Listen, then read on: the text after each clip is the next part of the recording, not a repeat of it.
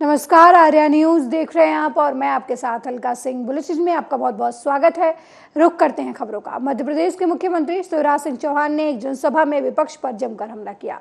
उन्होंने विपक्ष पर हमला बोलते हुए कहा कि अब गठबंधन बना रही है इंडिया, गठबंधन बना लिया और गठबंधन के लोग कह रहे हैं कि सनातन मलेरिया डेंगू है, इसे खत्म करना होगा। अरे तुम क्या करोगे कांग्रेसियों?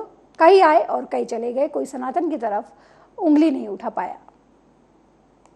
तो मैं निवेदन करने आया हूं, मुझे जरा ईमानदारी से बताना, जो अपनी सेवा करे और अपने लिए काम करे उसका साथ देना चाहिए कि नहीं देना चाहिए? कांग्रेस ने कभी नहीं किया। घबराई कांग्रेस, अब गठबंधन बना रही है, अलग अलग पार्टियां जोड़ रही है। सपा वाले भी आ जाओ, आप वाले भी आ जाओ, क्योंकि उनको पता है कि भारतीय जनता पार्टी उससे हारने वाली नहीं है। उसकी अलग अलग पार्टी इकट्ठे हो जाओ, एक साथ आ जाओ, इन्हें गठबंधन बना लिया, इंडिया गठबंधन। और गठबंधन के लोग क्या कह रहे हैं कि ये सनातन धर्म, ये तो मलेरिया है, डेंगू है, इसको खत्म कर देंगे, इसको खत्म करना पड़ेगा। अरे बोलो, सनातन धर्म को खत्म होने दोगे क्या? जोर से बोलो, खत्म होने दोगे क्या? अरे तुम क्या करोगे कांग्रेसियों? कई आए और चले गए, सनातन की तरफ कोई उंगली नहीं उठा पाया, कोई उंगली नहीं उठा पाया। ये लोग विकास विरोधी, ये लोग मोदी जी की लोकप्रियता से घबराए और इसलिए एक साथ आ जाओ सब। और घबराए का इसलिए दोषी, एक दिन को पता है कि हम जीत ही नहीं पाएंगे तो सब इकट्ठे हो जाओ। दूसरे इनको पता है कि मोदी जी भ्रष्टाचार करने वाले को नहीं छोड़ेंगे। पहले कोई भ्रष्टाचार भी करता था कांग्रेस के जमाने में तो सजा होती नहीं थी और जनता मानती थी कि नेता को सजा हो ही नहीं सकती। लेकिन मोदी जी प्रधानमंत्री बने तो उन्होंने कह दिया, न खाऊंगा न खाने दूंगा। तो अब जितने नेताओं ने गड़बड़ किए पकड़ पकड़ के जेल ले जा रहे हैं, जेल। ये कांग्रेस के आपके कई नेता जेल में हैं। बताओ, अगर कोई जनता का पैसा खाए तो जेल में होना चाहिए कि नहीं?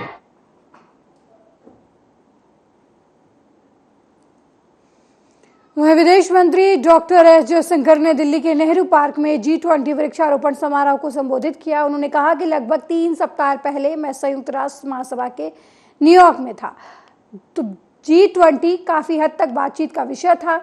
बहुत से लोग अभी भी आश्चर्यचकित थे कि G20 मजबूत स्थिति और गहरे मतभेदों को दूर कर सकता है। कई अन्य देशों ने भी G20 में अफ्रीकी संघ की स्थायी सदस्यता पर विशेष संतुष्टि व्यक्त की, लेकिन कुल मिलाकर वैश्विक कूटनीति में ये भावना थी कि G20 ने वास्तव में सबसे महत्वपूर्ण मुद्दों पर बहुत ठोस रूप से काम किया है। ये G20 अधिकांश लोगों की अपेक्षा से कहीं बेहतर रहा। About 3 weeks ago, I was in New York for what's the annual gathering of diplomacy, the United Nations General Assembly. And I must share with you that the G20 was very much the subject of conversation. A lot of people were still a little surprised that the G20 could bridge what were strong positions and deep divides. Many other countries also took particular satisfaction at the permanent membership of the African Union in the G20. But overall, there was a sense in global diplomacy, really, that this G20 actually delivered very substantively on what were the most pressing issues of the day. And that, quite honestly, turned out far better.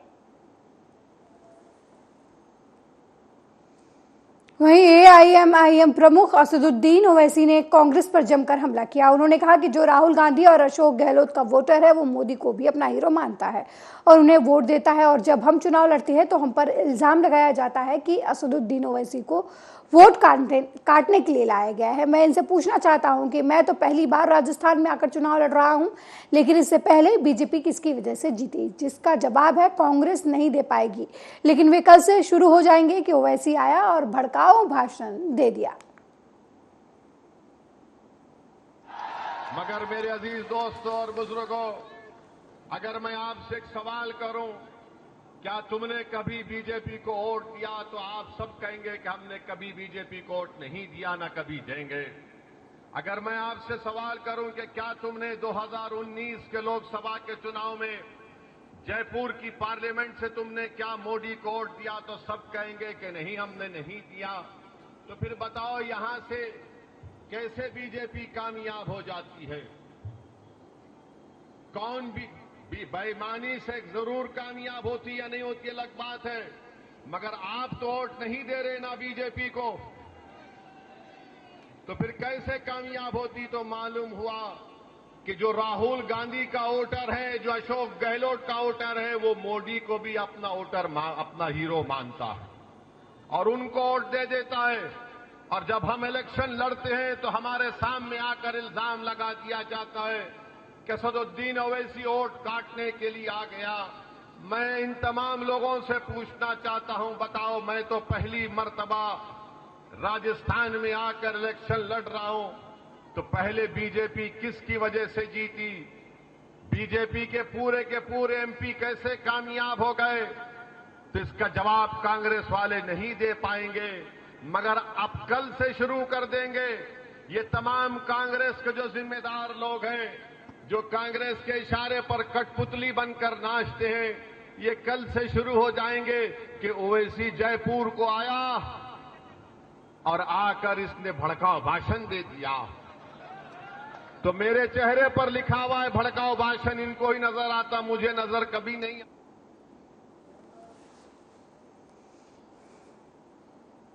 वहीं घोषणा पत्र के सवाल पर Chhattisgarh CM Bhupesh Baghel का बयान सामने आया है। उन्होंने कहा कि विपक्ष के लोग पहले तैयारी करते हैं, लेकिन बीजेपी ने एक बात भी छत्तीसगढ़ की जनता को नहीं कही, बस इतना कहा कि उल्टा लटका देंगे। ये धमकी वाली बात गली मोहल्ले में दादा लोग करते हैं, छत्तीसगढ़ की जनता के लिए क्या करेंगे ये नहीं बताया। आपकी नीयत ये है कि सरकार में आया जाए और छत्तीसगढ़ की सारी खदान और फैक्ट्रियों को अडानी को सौंप दिया जाए। ये तो जब हम विपक्ष में थे तो विपक्ष के लोग पहले तैयारी करते हैं, पहले हम सरकार में आएंगे तो ये करेंगे वो करेंगे, लेकिन भारतीय जनता पार्टी में अभी एक बात भी छत्तीसगढ़ की जनता को उन्होंने नहीं कही, केवल इतना कहा उल्टा लटका देंगे।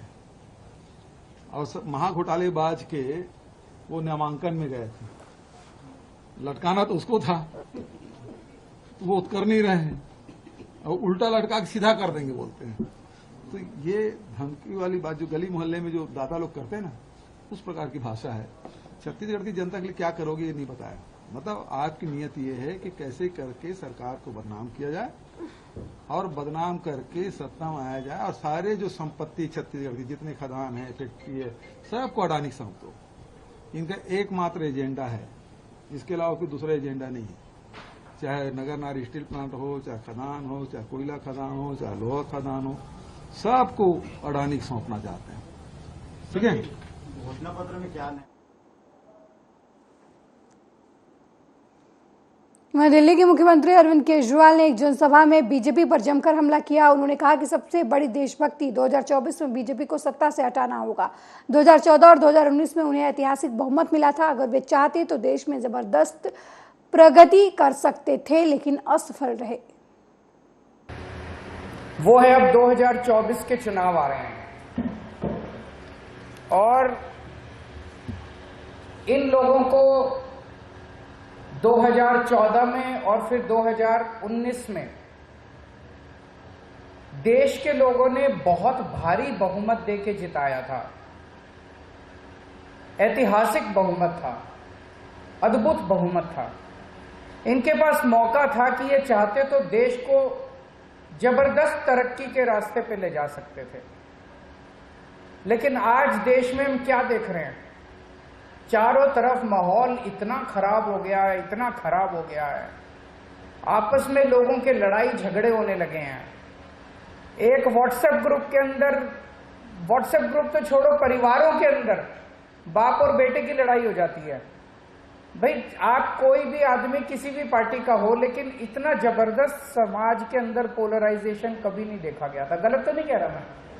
इतने लड़ाई झगड़े, इतना भ्रष्टाचार, इतनी गुंडागर्दी, इतनी मारपीट, इतनी लूटमार, कहीं शांति नजर नहीं आती। और अगर शांति नहीं होगी तो देश तरक्की नहीं कर सकता। इस वक्त देश की हालत, और कोई तबका बता दो जो खुश हो इनसे, सारे दुखी हैं इन लोगों से। बेड़ा गर्क कर दिया इन्होंने, इकोनॉमी का बेड़ा गर्क कर दिया, सब चीजों का बेड़ा गर्क कर दिया। तो मुझे लगता है आज अगर सबसे बड़ी कोई देशभक्ति का काम हो सकता है तो वो एक ही है कि 2024 में इनको हटाओ, है कि नहीं है? 2024 में इनको हटाना सबसे बड़ी देशभक्ति का काम है। देश तभी तरक्की करेगा। इन्होंने जो निर्णय लिए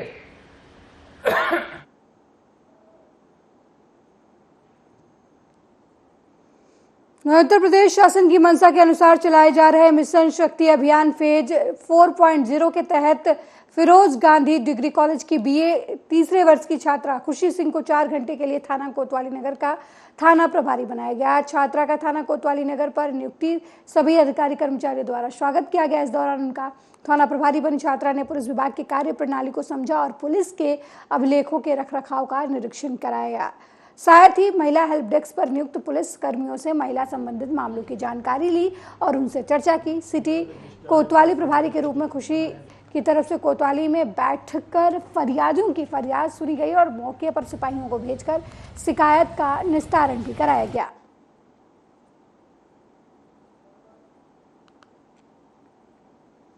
बुलंदशहर में अरनिया पुलिस और स्वात टीम देहात ने 3 वांछित वाहन चोरों को गिरफ्तार किया है और उनकी निशानदेही पर 8 मोटरसाइकिल और 1 बुलेट और 2 स्कूटी बरामद की है। पकड़े गए तीनों व्यक्ति अलीगढ़ के रहने वाले बताए जा रहे हैं। फिलहाल कानूनी कार्रवाई के बाद पुलिस ने उन्हें जेल भेज दिया है। देहात की स्वात टीम और अरनिया थाना की टीम के संयुक्त प्रयास से यह कार्रवाई हुई है। संदिग्ध व्यक्तियों और वाहनों की चेकिंग के दौरान 3 लड़के पकड़े गए जो अलीगढ़ के अलग अलग थाना क्षेत्रों के रहने वाले हैं। इनकी निशानदेही पे कुल 9 मोटरसाइकिल और 2 स्कूटर बरामद हुई है जो चोरी की घटनाओं से संबंधित है। सर, इनका कैसा आपराधिक इतिहास क्या है? इनमें से 3 हैं जिनमें से एक के खिलाफ 7 आपराधिक मुकदमे हैं और अन्य 2 के खिलाफ भी आपराधिक मुकदमे हैं अभी तक जो जानकारी में आया है। और डिटेल में जानकारी होगी, उसके आधार पर कार्रवाई इनके विरुद्ध मुकदमा पंजीकृत करके इनको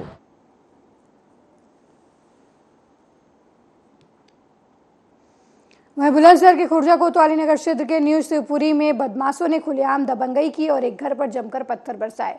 मिली जानकारी के मुताबिक नाबालिग छात्रा से छेड़छाड़ करने की तहरीर थाने में पीड़ित परिवार की तरफ से दी गई थी। इस बात से नाराज होकर बदमाशों ने 2 दर्जन की संख्या में शिकायतकर्ता के घर को घेर लिया और जमकर पत्थरबाजी की, जिसका वीडियो सोशल मीडिया पर वायरल हो रहा है।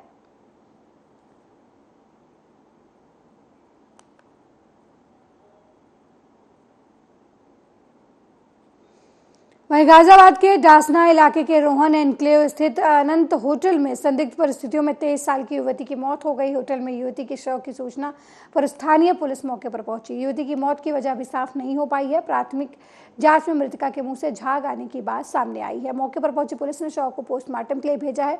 पास के रहने वाले एक युवक के साथ 2 दिन पहले युवती होटल पहुंची थी।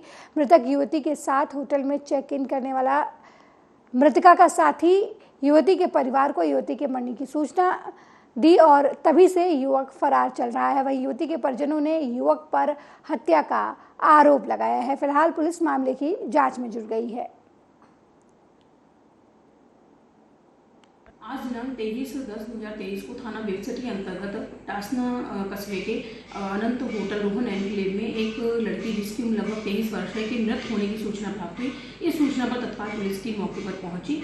फील्ड यूनिट को भी मौके पर बुलाया गया। शव को कब्जे में लिया गया है। पंचायतनामा की कार्रवाई की जा रही है। परिजनों के द्वारा बताया गया कि इन्हीं के समुदाय का अजरुद्दीन सन ऑफ इजाजुद्दीन जो कि कल्लू गढ़ी का रहने वाला है, मृतका का दोस्त है, के द्वारा मृतका के भाई को आज सुबह सूचना दी है कि तुम्हारी बहन अनंत होटल में मृतक अवस्था में है। परिजनों के द्वारा यह भी बताया गया कि मृतका की शादी 14 नवंबर 2023 को शाहरुख सन ऑफ तस्लीम जो कि दिल्ली का रहने वाला है के साथ तय करनी थी। मृतका के भाई के द्वारा तहरीर दी जा रही है। वहीं देवरिया हत्याकांड के बाद भूमि विवाद को लेकर सख्त रवैया अपनाने वाले मुख्यमंत्री के आदेशों को कन्नौज पुलिस धत्ता बता रही है। ताजा मामला कन्नौज जिले के सदर कोतवाली के जौसौली गांव के पास का है, जहां भूमि विवाद में दो पक्षों के बीच खूनी संघर्ष देखने को मिला। वहीं इस खूनी संघर्ष में कई लोग घायल बताए जा रहे हैं, जिन्हें इलाज के लिए जिला अस्पताल में भर्ती करवाया गया है। ज्वाला देवी ये है कि हम अपने खेत में आलू की फसल गड़वा रहे थे, बोवा रहे थे, तो ये जसौली के मुस्लिम लोग जो है ये अपनी को रंजिश मानते हैं जमीन, तो हम गड़वा रहे थे। लगभग आधा खेत गड़ चुका था आलू का। ये लोग योजनाबद्ध तरीके से कम 40-45 लोग आए। लोहे की राड थी, डंडा थे, धारदार हथियार थे जो थाने में रखे हैं, और 2 लोग इनके पास तमंचा था। किसके पास? एक मैनुद्दीन के पास और एक आजम के पास। अच्छा। मारपीट ये इंडियापुरवा गांव है, इसके बगल में हमारा खेत है। वहीं विदिशा शहर के प्राचीन मंदिरों में शामिल दुर्गा नगर स्थित दुर्गा मंदिर सुबह 4 बजे से ही श्रद्धालुओं के लिए खुल चुका है, और आपको बता दें कि सुबह से ही पूजा अर्चना करने का सिलसिला शुरू हो चुका है। मंदिर के पुजारी ने बताया कि 1957 में यहाँ दुर्गा की स्थापना की गई थी, तभी से श्रद्धालुओं का तांता लगा रहता है। खास तौर पर नवरात्रि के दौरान यहाँ ज्योति जलाने का भी अपना महत्व है। उन्होंने बताया कि प्रदेश के कई बड़े नेता भी कई दशकों से यहाँ अपनी ज्योति जलवा रहे हैं। उनके साथ साथ कई IAS अधिकारी, कर्मचारी और विदेश में बसे भारतीय द्वारा भी यहाँ ज्योति जलाई जाती है। खास बात यह है कि इस प्राचीन मंदिर में स्थित देवी की प्रतिमा दिन में 3 बार अपना रूप बदलती है। महंत रामदयाल चतुर्वेदी ज्वाला देवी शक्तिपीठ माँ भगवती की आशीर्वाद से विदिशा दशहरे की सब विदिशा की शुभकामना सबके साथ हो। हृदय से मैया की कृपा बनी हुई। आज ज्वाला देवी के सप्तमी की दिन है। आज महाआरती, कल महाआरती है, परसों हवन है, और आज निशा पूजन है, सहस्त्रार्चन है। 12 से 4 के बीच में माँ की 16 प्रकार के स्नान होते हैं, एवं जहाँ पर 900 जूत जल रही है, जिसमें 800 जूत तेल की, 101 जूत घी की, और 50 वर्ष में जूत जल रही है। माँ 3 रूप बदलती हैं, 8 से 12 35 वर्ष की आयु, 12-4 बुजुर्ग, 4 से 7 कन्या का रूप। यहाँ पर जो मनोकामना पूर्ण होती है वो लोग जूत जलाते हैं। बच्चा, बौड़ा बौड़ी, शादी ब्याह वो लोग विशेष तौर से आस्था का केंद्र है। प्रातः 4 बजे मंदिर खुल जाता है। रात के आज रात वहीं टिकट कटने के बाद वर्तमान भिंड विधायक संजीव सिंह कुशवाहा के घर बड़ी संख्या में समर्थक पहुंचे। वहीं बीजेपी पार्टी द्वारा टिकट न दिए जाने से आहत हुए भिंड विधायक संजीव सिंह कुशवाहा ने कहा कि बीजेपी पर विश्वास करना हमारी भूल है। भिंड विधायक ने बीजेपी के बड़े नेता की तरफ इशारा करते हुए कहा कि उनका टिकट व्यक्तिगत दुश्मनी के चलते कटवाया गया है। वहीं विधायक का टिकट कटने पर उनके समर्थकों ने बीजेपी के बड़े नेताओं का पुतला फूंका।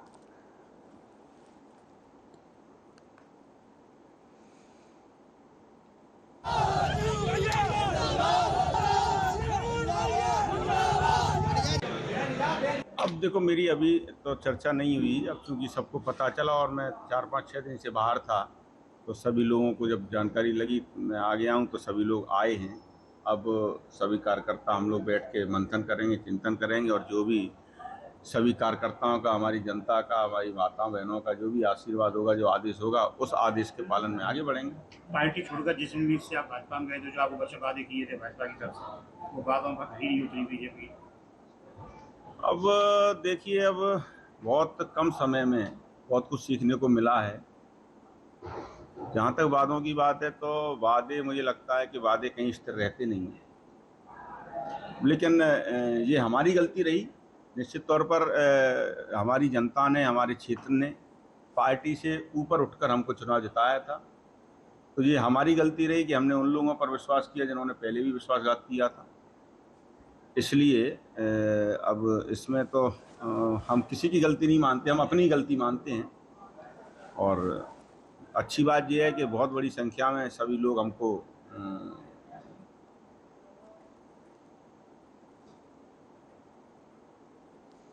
भिंड के गोहद विधानसभा से केशव देसाई को कांग्रेस से प्रत्याशी बनाए जाने पर वे गोहद पहुंचे, जहां पर उन्होंने पार्टी के कार्यकर्ताओं से मुलाकात की और आगामी दिनों में होने वाले चुनाव में कांग्रेस पार्टी की जीत के लिए कार्यकर्ताओं से चर्चा कर रणनीति तैयार की। इस दौरान उन्होंने मीडिया से बातचीत करते हुए कहा कि गोहद में कांग्रेस करीब 25,000 वोटों से जीतेगी। इसके लिए गोहद की जनता ने मूड बना लिया है। वहीं उन्होंने कहा कि बीजेपी ने गोहद में कोई विकास नहीं किया, जनता पीने के पानी के लिए भी तरस रही है। ये जनता की पुकार है और सर्वे के आधार पर टिकट हुआ है और हमारे क्षेत्र के लिए 18-20 साल से बीजेपी सरकार है, उन्होंने कोई कुछ कार्य नहीं किए और इन्होंने जो भी किया है हमारे गौ क्षेत्र में कांग्रेस सरकार में विकास हुआ था, उसका इन्होंने जनता के भी जाके हमारे उद्योग क्षेत्र माल में खुला, उसका फैक्ट्रियों का इन्हें कबाड़ियों से कटवा के ख़त्म किया है।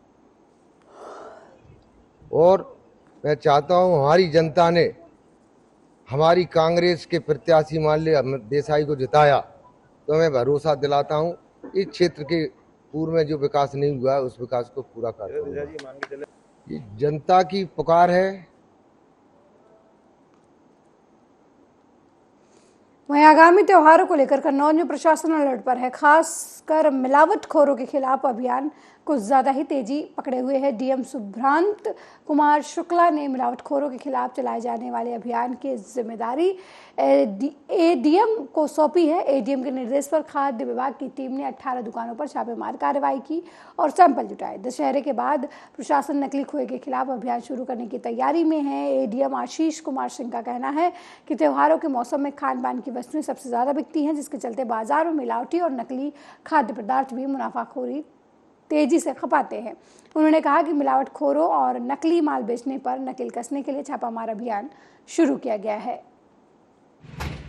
सब जानते हैं कि त्योहार जो है सन्निकट है, चाहे राम नवमी हो, अपना दशहरा है और दीपावली भी जो है वो है। तो इन दिनों आमतौर पे खान पान के जो पदार्थ हैं, खाद्य पदार्थों का जो है सेवन, साथ ही साथ उनका दिया जाना, उनकी खरीद फरोख्त काफ़ी होती है। उसके दृष्टिगत फिलहाल जैसा कि हम देख रहे हैं कि नवरात्र चल रहे हैं। नवरात्रों में चाहे वो कुट्टू का आटा हो, चाहे वो साबूदाना हो, चाहे वो मखाना हो, चाहे वो समा के चावल हैं या इस तरह के जितने भी हैं, इनमें खाद्य पदार्थों में मिलावट हो रही है। तो उन मिलावटखोरों के खिलाफ इस वक्त जो प्रशासन जो है काफ़ी सख्ती है। हमारी टीम, चाहे वो खाद्य सुरक्षा अधिकारी हो, चाहे हमारे वो मुख्य जो है खाद्य सुरक्षा अधिकारी हो, प्लस हमारे अवैध अधिकारी भी लगे हुए हैं और जा रहे हैं, जाके उनको सैंपल्स को लेते हैं और सैंपल्स को जो है जाँच हेतु भेजा जाए।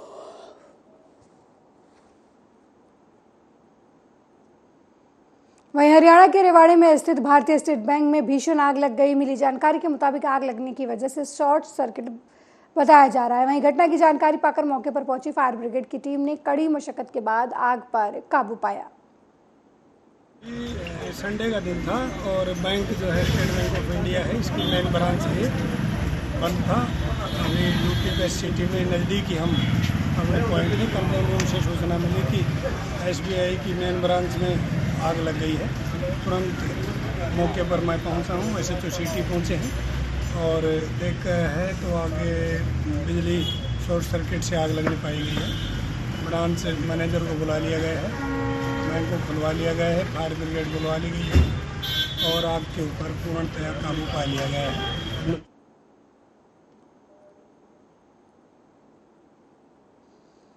वहीं गांव में बनाई गई नशा रोको कमेटी द्वारा अब सरेआम कानून को हाथ में लेकर कत्ल जैसी संगीन वारदातों को अंजाम देना शुरू कर दिया गया है। ताजा मामला रामपुरा फूल के गांव मेहराज से सामने आया है, जाके रहने वाले नौजवान दलजिंदर सिंह को गांव घूमन कला में नशा रोको कमेटी के करीब 1 दर्जन मेंबरों ने अगवा करके कत्ल कर दिया। पुलिस ने कई लोगों के खिलाफ मुकदमा दर्ज कर मामले की जांच शुरू कर दी है। तफ्तीश दौरान सानू पता लग गया कि ਜਿਹੜੀ ਘੁੰਮਣ ਕਲਾਂ ਦੀ ਕਮੇਟੀ ਬਣੀ ਹੋਈ ਹੈ ਨਸ਼ਾ ਰੋਕੂ, ਜਿਹਦੇ ਵਿੱਚ ਨਰਦੇਵ ਸਿੰਘ ਉਰਫ ਗੱਗੀ ਤੇ ਗੁਰਪ੍ਰੀਤ ਸਿੰਘ ਉਰਫ ਤੱਤੂ ਜਿਹੜੇ ਹੈਗੇ ਨੇ ਆ ਮੇਨ ਮੁਖੀਆ ਹੈਗੇ ਉਹਨਾਂ ਦੇ। ਔਰ ਇਹਨਾਂ ਲੋਕਾਂ ਨੇ ਇਹ ਬੰਦੇ ਨੂੰ ਰਾਮਪੁਰੇ ਤੋਂ ਜਿਹੜਾ ਹੈਗਾ ਅਗਵਾ ਕੀਤਾ ਸੀਗਾ ਸ਼ੱਕ ਤੇ ਕਿ ਹਾਂ ਇਹ ਨਸ਼ਾ ਵੇਚਦਾ ਹੈਗਾ। ਔਰ ਉਸ ਤੋਂ ਬਾਅਦ ਇਹਦੀ ਕੁੱਟਮਾਰ ਕੀਤੀ। ਕੁੱਟਮਾਰ ਦੌਰਾਨ ਇਹਦੀ ਜਦੋਂ ਮੌਤ ਹੋ ਗਈ ਤੇ ਇਹਨਾਂ ਨੇ ਜਿਹੜੀ ਲਾਸ਼ ਸੀਗੀ ਇਹਨੂੰ ਖੁਰਦ-ਬੁਰਦ ਕਰਤਾ। ਉਹਦਾ ਮੋਟਰਸਾਈਕਲ ਤੇ ਜਿਹੜਾ ਉਹਦਾ ਮੋਬਾਈਲ ਸੀਗਾ ਉਹਨੂੰ ਵੀ ਖੁਰਦ-ਬੁਰਦ ਕਰਤਾ। उस तफ्तीश दौरान आप 2 बंदे जोड़े है ने गिरफ्तार किए है। और